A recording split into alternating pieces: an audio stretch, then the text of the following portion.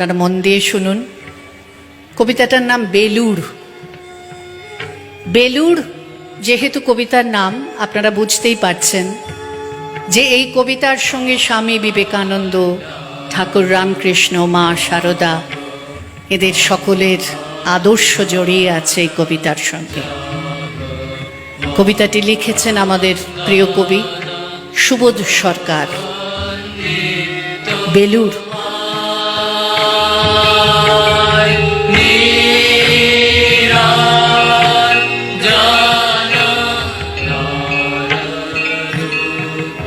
আমি একটা কোনায় দাঁড়িয়ে দেখছিলাম,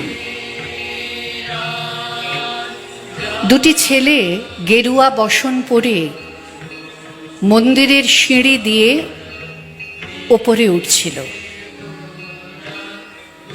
এত মন দিয়ে আমি কাউকে সিঁড়ি স্নেহ করতে দেখিনি,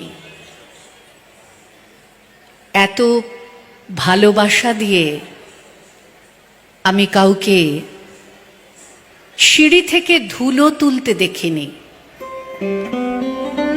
সিঁড়ি না, যেন জননীর ত্বক থেকে ধুলো তুলছিল।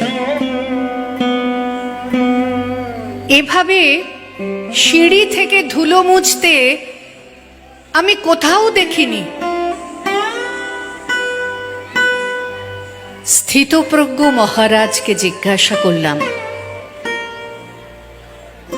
ছেলে দুটিকে? মহারাজ মৃদু হেসে বললেন,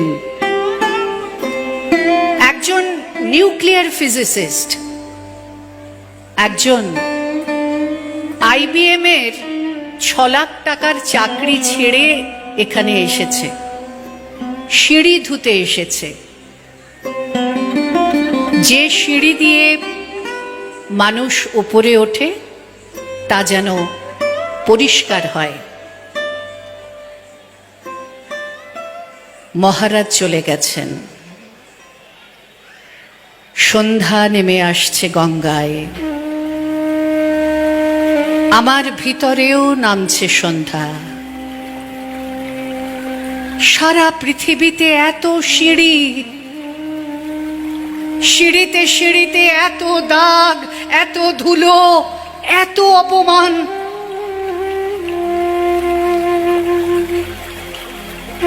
আরতি শুরুর আগে মনে হলো, যে সিঁড়ি মুছতে পারে না সে কোনোদিন মানুষের চোখের জল মুছতে পারবে না।